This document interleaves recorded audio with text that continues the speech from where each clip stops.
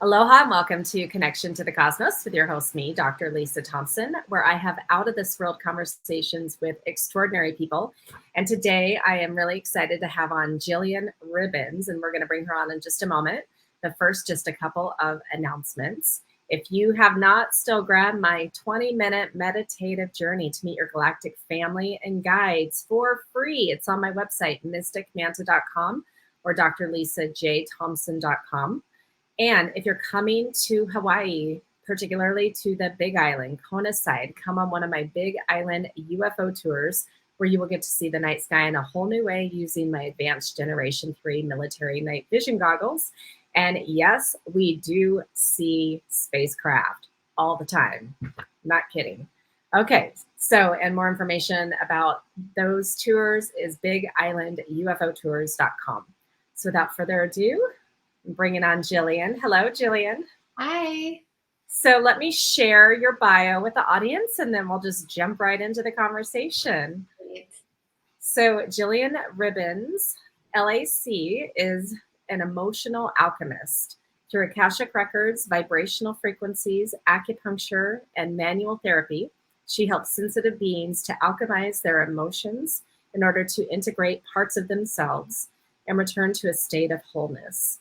She implements sound healing using tuning forks, vocalization, and drumming to clear the energy field and create more space for physical embodiment. She also guides clients and groups in sacred ceremonial space through their Akashic Records to connect them with their spirit guides.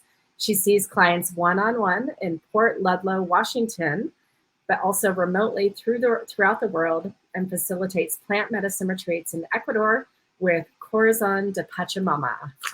Beautiful. Well, I am really excited to have you here and jump in because I love so much of what you do. But before we talk about your actual work, and I would love for you to share with me and the audience kind of your background, like how'd you grow up? Spiritual, religious, something else, so that we can understand your transition into the work. Yeah, I actually grew up, my family was agnostic. And so we didn't go to church. We didn't really talk about spirituality very much. I had gone to church a couple times with friends just out of curiosity and was, a little taken aback, wasn't super comfortable with the environment there. But spirituality for me always existed in nature. And I had, at a certain point realized there was a feeling of nihilism and pessimism in my family that I didn't really like. And I just saw that there was this energy, and that's how I characterize my spirituality, is just seeing a little bit more. And then, growing up, I decided, I didn't know why, but when I was in college, I decided I wanted to go to Nepal and volunteer with kids, and they have just amazing temples there and Buddhism and a beautiful mountains. So it's a huge seed of spirituality. And I was pretty blown away, like had a connection to maybe past lives there as well. But growing up, I definitely kind of moved closer to that spirituality and have found a way of doing it. I had a friend that would call it sacred silliness. And it just doesn't have to be so serious and stodgy. It can be a way of really exploring nature and the world. Okay, so beautiful. Well, so before you got into the work that you do, did you have any kind of like normal career path that you were following? Or did you go after Nepal, you came back and you're like, I am moving ahead with all of the spiritual work? It wasn't super clear like that. I was planning my major in college was music therapy, actually. And when I found out how the system or the practice of it worked, it wasn't, like I do now. I consider that's how I would have thought music therapy, finding certain frequencies and sounds that have a neurological effect that shift energy fields. But the way that it was laid out was more of a musician for hospitals, somebody who came in and cheered people up, which is totally valid and important, but it wasn't something that I wanted to continue to pursue.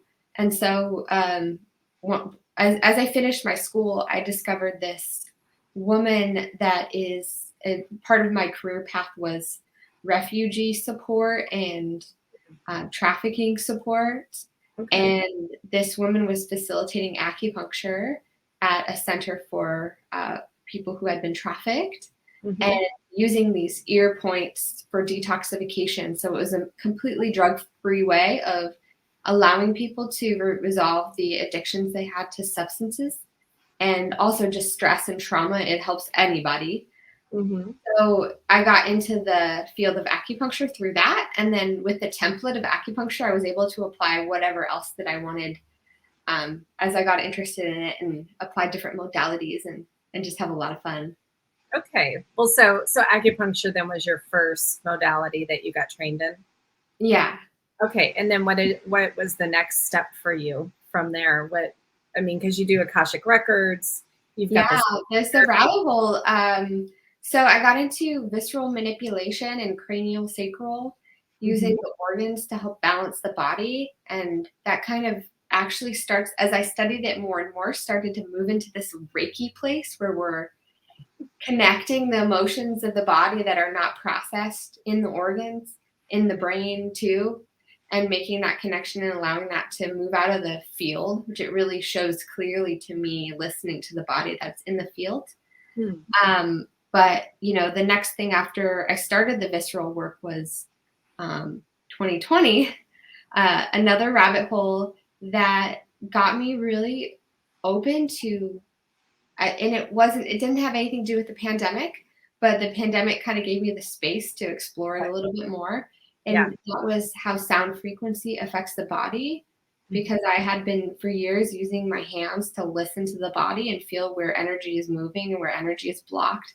And I was finding a lot of energy in the field. And I found that sound was the way that I could address it. So we bought tuning forks, started doing some sound workshops with friends, playing drums.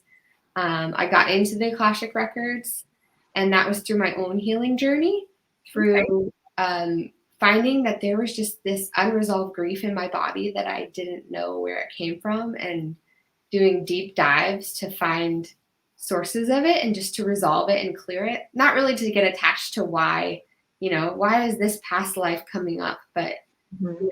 learning the lesson and then clearing that from my system. And I found that to be an incredibly amazing tool. And it's incredibly just for everyday use. If I'm seeing a client, I'll have, a tab open with the Akash with a little bit of support and guidance that just opens my channel. And so I receive something that might be helpful for me in that setting. Okay. So when you're working with clients, then it sounds like it's very like intuitive or you're tuning into different clair abilities. So I'm curious if you can describe that a little bit more about how you're receiving the information of how the people that you're working with. A lot of numbers come through, and often the numbers have to do with timelines in somebody's life where they have unprocessed emotions, and that we want that for some reason our present state where we are right now, there exists this fracture where part of us is still stuck in that place in that old timeline. And so it comes in with a clear cognizance with that, words and the numbers that come in. And there is a bit of clairaudience that comes into and clairsentience. Mhm. And so I often ask people to use their voice to, act like they are in that timeline, tell them to say their name or say a statement, like an affirmation. And then through listening to them, I'll pick up on a frequency that's out of balance and I'll sing to that frequency. And it just kind of flows naturally. Okay. Well, so, I know different people access Akashic Records in different ways. So, did you go through any kind of formal training or was this something that you just intuitively learned how to Yeah, I tap in? went through a teacher. Okay. Yeah. And we used a lot of like crystalline energy to work with that. And for me, I kind of dial it in more to using numbers and images to work with it. Um, so yeah, connecting with the body, and it's almost like just a deeper meditation to get Mhm. into that place.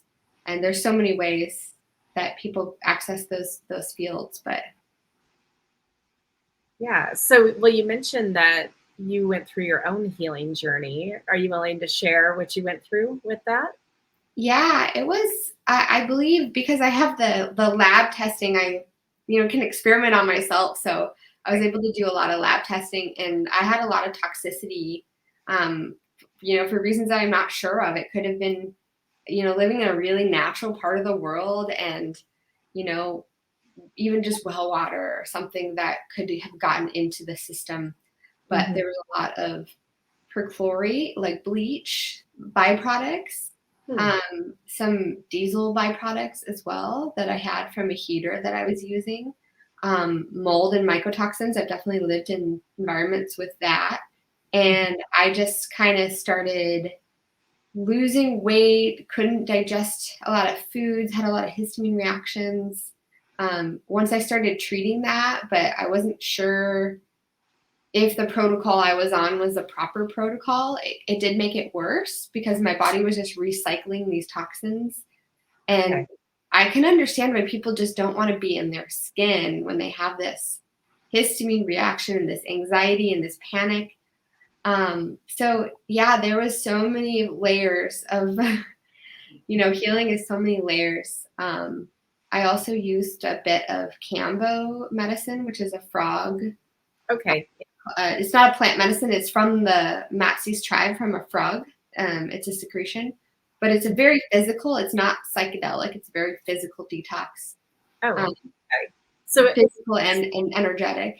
because there are frog medicines that are more psychedelic, aren't there? Yeah, that's a toad. Okay, got it. Yeah. Just so for people who are like, what?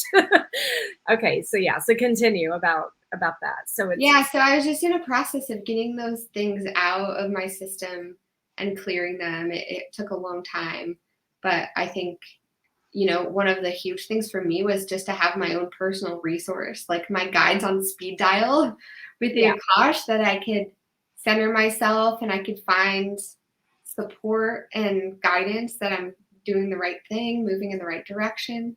And, ultimately, I don't know necessarily what was I don't think there was one thing that was to heal me. It was just a whole process of me trusting, that process and what unfolded. yeah.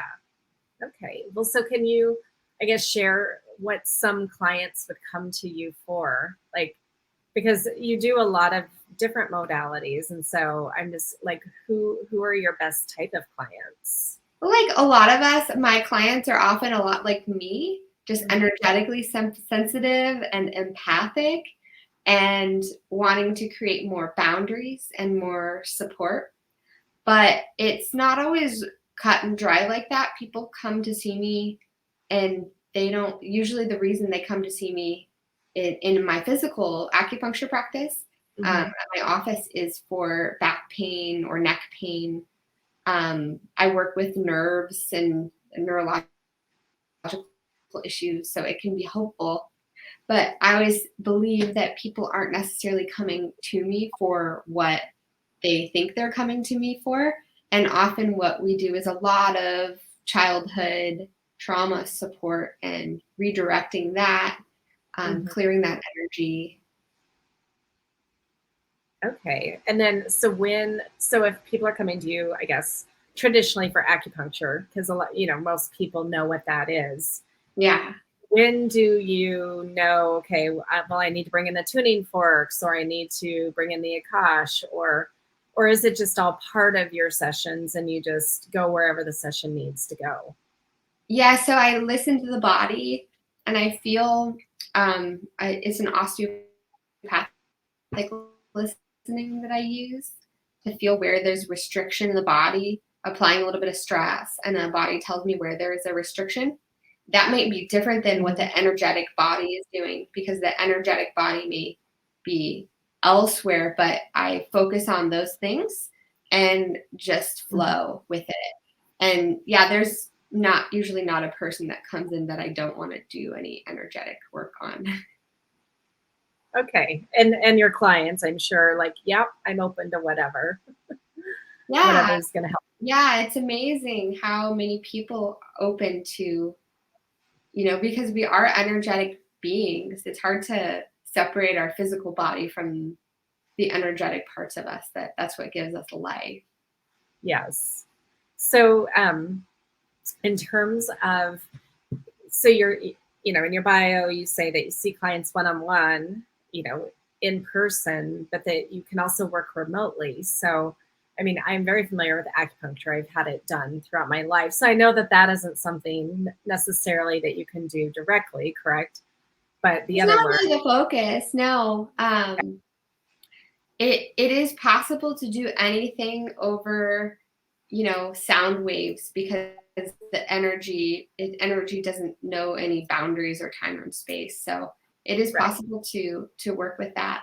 The focus of my one-on-one sessions is usually Akashic Records journeys Okay, and bringing them into their energetic spaces where they can connect, and we can both connect with their guides, and we can both work together. So it works kind of like a guided meditation.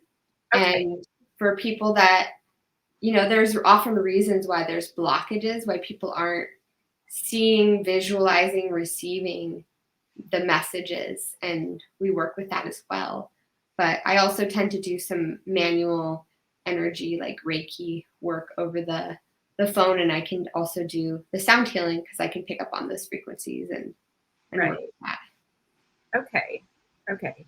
And that totally makes sense. So then, um, are there common themes in the blockages that your clients have because of, Yes. yeah. So what kind, Yes. what So common, interesting. Like just this week, I've been working on everybody's heart, okay. and I do my own work on myself when I feel like something needs to be cleared. And so Mhm. that can come up for me as well, but it's coming up in the collective. And so it's coming up for everybody. But it's also important for me to keep myself attuned by clearing things as they come up. Okay. And so what's your intuitive hit on why the heart this week? Like any sense We're of, moving into Leo season, and or we're moving out of Leo season, I guess right now. Right now it is August 22nd. right, and this won't come out till February, so we are recording this. Yes. Yeah, so that could be the summer is coming to a close here in the northern hemisphere. Yeah. Um, yeah, energetically, we all just seem to unfold things at similar time and similar timelines, and we do work together as a collective. So I believe with the veil thinning, there's more coming up around criticisms and judgments and self-love and that self-care. And Mm, so collectively, we're working on that piece and unfolding it together. okay. Well, and as we do that, then it's easier to then usher in the new energy of the new age, right? Yeah. So Yeah, it's beautiful. let's go ahead and jump to the plant medicine and the ceremonies that you do with that and in Ecuador. So do you only facilitate them in Ecuador or do you also do them in Washington? And I Uh, know they're I also, have a relationship. Yeah, there's no legal ceremonies in Washington or the United States at this point. Hopefully, by the time we're recording, things have changed. But at this point, I was visiting Ecuador in January of last year, and I connected with a Quechua healer, a traditional healer that does massages. She's a midwife, and she's facilitating using both the Western and the Eastern methods of therapies. And so it's very interesting because there's some very different ways of healing that can be utilized in the Amazon, such as using these rattles that are made of herbs to help clear the energy, and song and frequency and dance. And there's also an energetic cleansing that can happen with like, for example, an egg or even like a guinea pig, where this egg, or if in the case of the guinea pig, unfortunately, the guinea pig is being sacrificed. But the egg is cleansing that person's energy, and then they crack the egg and put it in water, and they can see something about the person. And in the case of the guinea pig, it's very interesting because they dissect the guinea pig and they can see what the cause of death was and where that person might need to focus their energy. Maybe they have a little bit of kidney issue. But it's a very powerful place. And so I connected with a couple that facilitates plant medicine ceremonies there. And they wanted me to do acupuncture and body work for them, and as well as sound healing. And so I'm hoping to continue doing that and visiting Ecuador, maybe twice a year, and helping to facilitate ceremony while I'm there. Okay.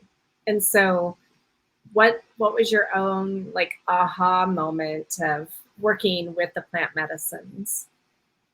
It was definitely opening up a lot of my clairs with the frequency.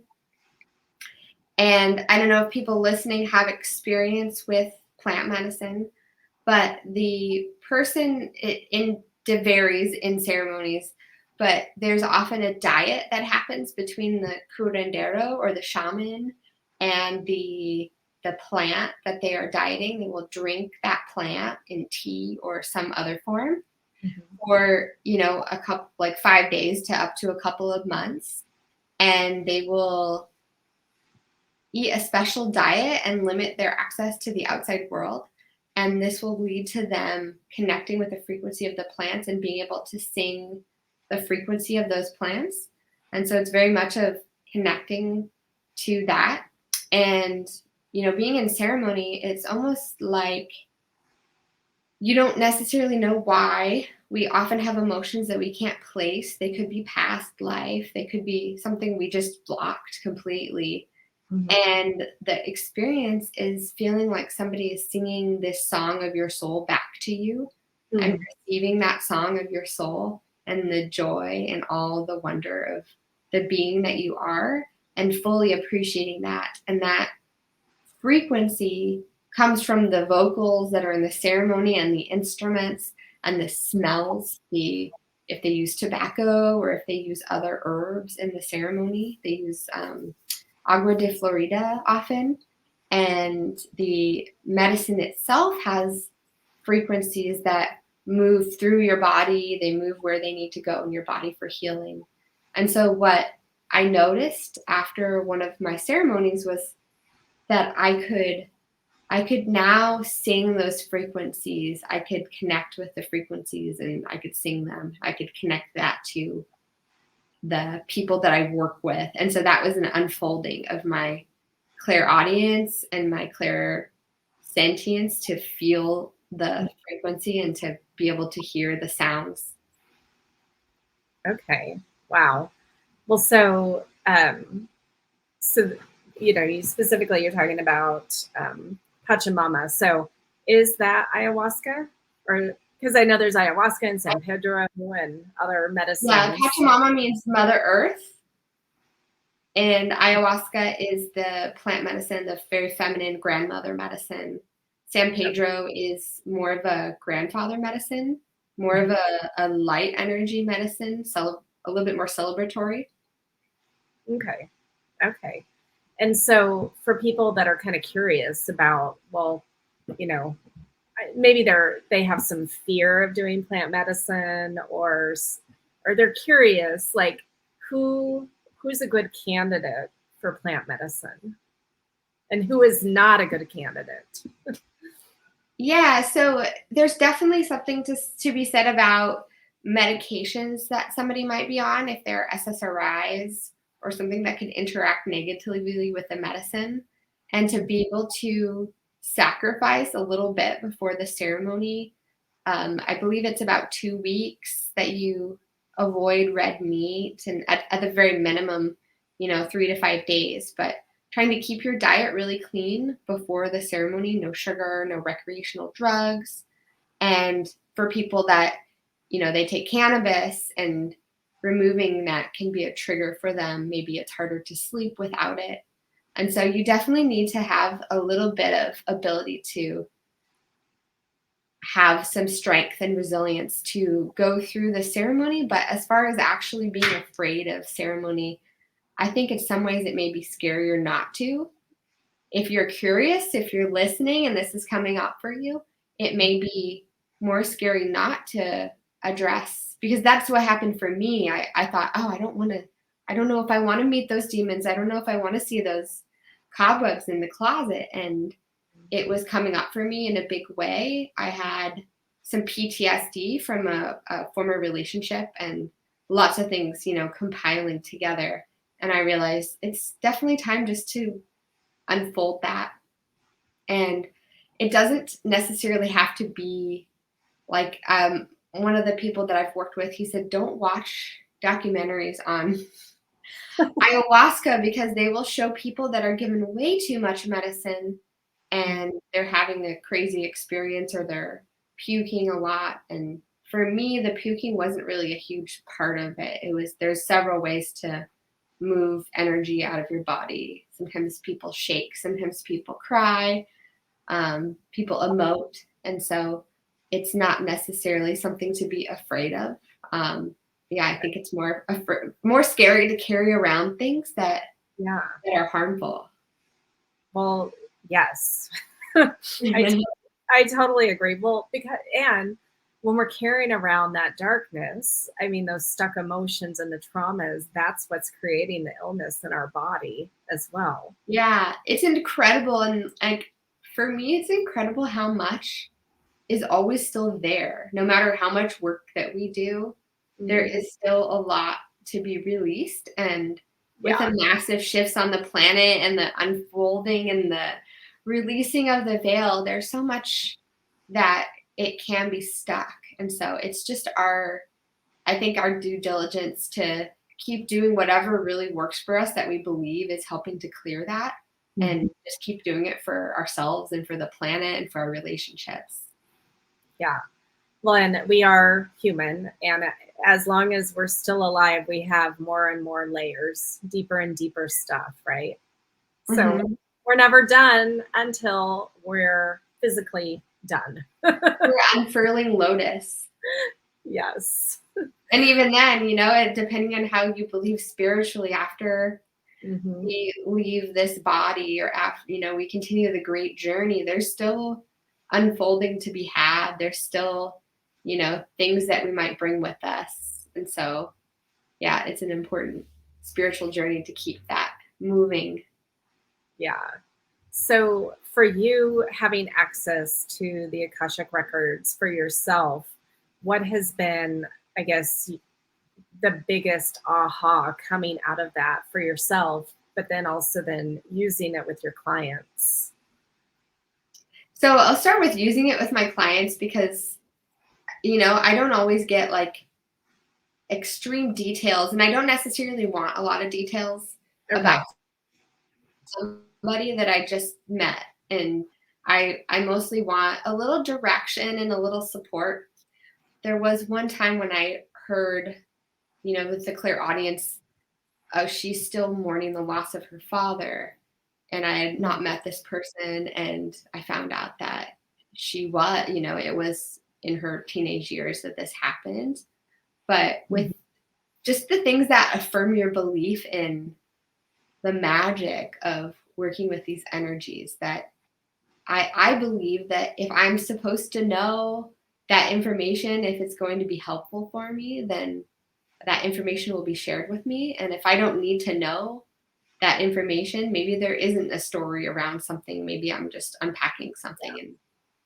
And so that's the professional, working with clients, working with myself. Sometimes we have a lot of blind spots and it's hard to find where we're going, but just the general guidance that I receive, something that I'm working with and it's not working, or a friendship that I have and I'm being guided just to let things go, or find a way to let things go and not be so hung up on it. And it's just this like, this sort of like sarcasm, this humor that sometimes they have. They've told me jokes before. They tell me, oh, this isn't worth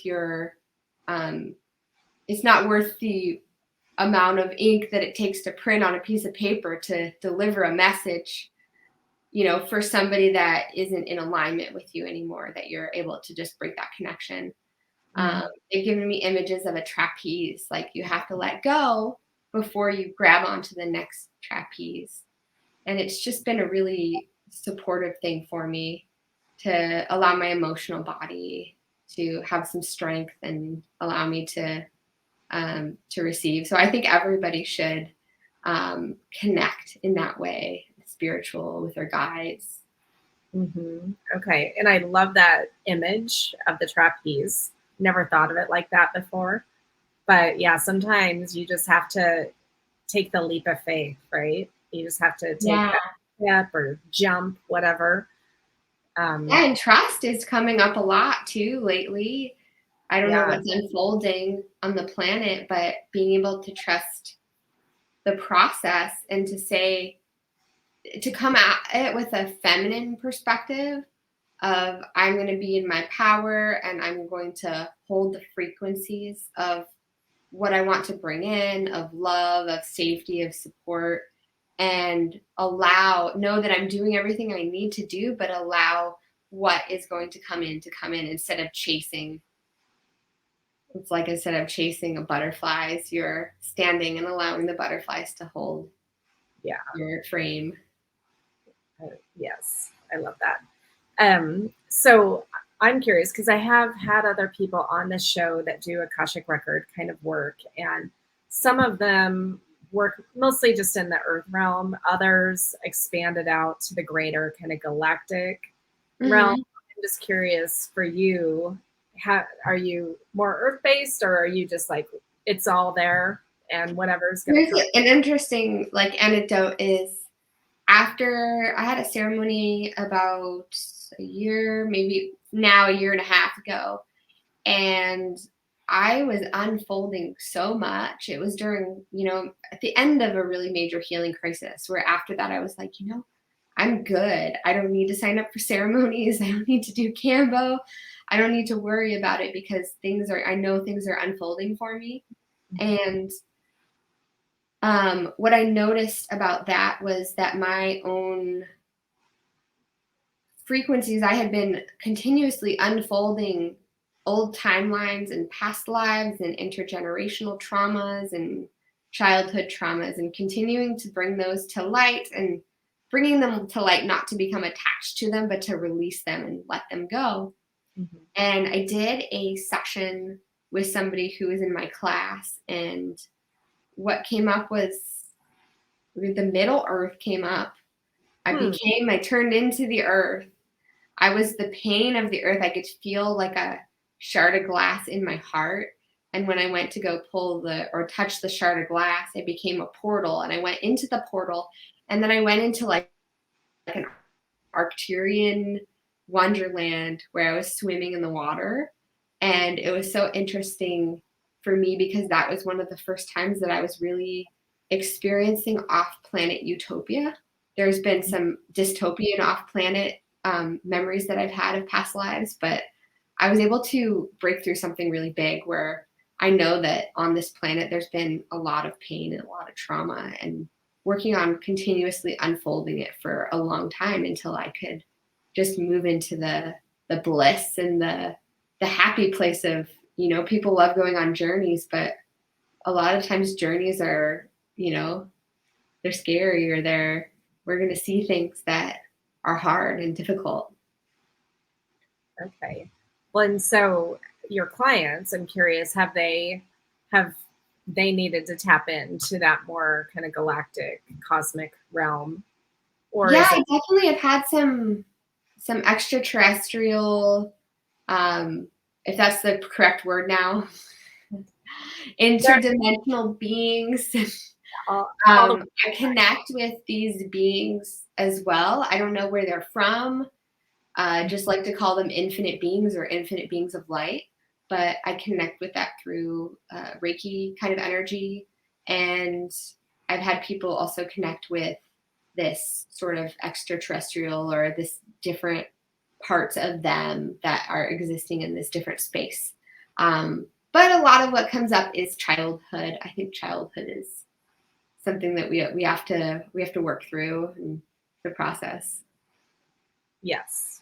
Yeah. That's, well, I past parallel life work myself, but I do it a little bit differently because it's through regression rather than necessarily accessing Akashic Records in the way that a lot of people do. But you're right. I do have clients where it's the childhood trauma that wants to be resolved first and foremost. And so once we clear that away, then maybe some of the more deeper things can come up. Yeah, we have enough to work on in this life. Yes. And sometimes there's like a burden or an obligation that comes up with somebody that has a past life they're connecting to. And so it will show you something about what you're going through right now and why it's been difficult. Yeah. Well, so can you give me a couple of examples of shifts that your clients have been able to make by working with you? Yeah, just unlocking some of this stuff and the tears and the emotional release and the frequencies. Sometimes people are just kind of blissed out and they're spacing out, and I'm using the frequencies, and sometimes people are like, they cry and they shudder, and there's a lot that is coming out that doesn't need to be stuck there anymore. And the connecting with inner child is really important, that we're able to connect with them and that we're able to move through any resistances that come from inner child wounds. And like, I had a client that was always late to her appointments, and I told her, maybe she could connect with her inner child after our sessions. She could take her on a walk or do something that she felt good about. And so it wasn't like you're forcing this inner child to go into this building and work with this person. It was like creating this sense of safety and trust. Like, no, trust me, like it's going to be worth it. Yeah. Interesting. Well, so what else would you like us to know about the work that you do, or any services and things that you offer, how you like to work with clients? Because is it like one-time sessions? Or do you have packages? I will in the future. Yeah. Working on some courses. So that will be working on a course on past life expeditions, and work with clients one-on-one as well. Work with clients in retreat setting, and just seeing a lot of stuff unfolding for me is exciting. I do group workshops and sound journeys where we can all gather in a community sense, and we can all sing together, and we can work with those energies. One more thing that's interesting is, I don't know if you've thought about this, but all like pathogens, viruses, bacteria, parasites, they all have an energy field, and they're like us. They're just a lot smaller. Right. And so working with in the Akash, I've been able to work with those frequencies of those pathogens, because we all have, pathogens in our body. We might have a little tiny amount that's not harmful to us, but it exists within our microbiome. It's just like the soil can be balanced in one way or another. Yeah. And so being able to work with those frequencies and connect with them, they often carry an emotional boundary that they are providing for us. And I found that interesting I was working with my own H. pylori, and that was creating this boundary for me in childhood trauma and family trauma. And it's important because we have our own free will, and we have our own guidance of how we want to act in the world. But once there is a message of our body that we're not able to make those calls, we're not able to say no when we need to say no. Often people having to stay home sick, it's because they push themselves too hard and they weren't able to say no. And so I think it's really important to connect with that energetics of why is this in your body instead of trying to just take it out with herbs or supplements. Mhm. Yeah, that could be a part of it, but it can also be a part of it to just not give it any power by working with why is it there in the first place and how can we resolve it? Mm. I think that's really important. So thank you for sharing that. Yeah. Yeah. Yeah. Well, so how do people find you? What's your website? What social medias are you on? Yeah, it's a joypointclinic.com and my handle for Instagram is joypointclinic as well. By the time of the recording, I am going to be using Sacred Flow as my Sacred Flow Healing Arts. But you should be able to find it through redirection. So I'm on Instagram and Facebook. And yeah. Okay, well, excellent. Well, thank you so much for being here and sharing your wisdom with us. And it's been a pleasure to have you. And Yes. for everyone listening or watching, thank you for being here. And I will see you next time on Connection to the Cosmos. Thank you Aloha. so much. Aloha.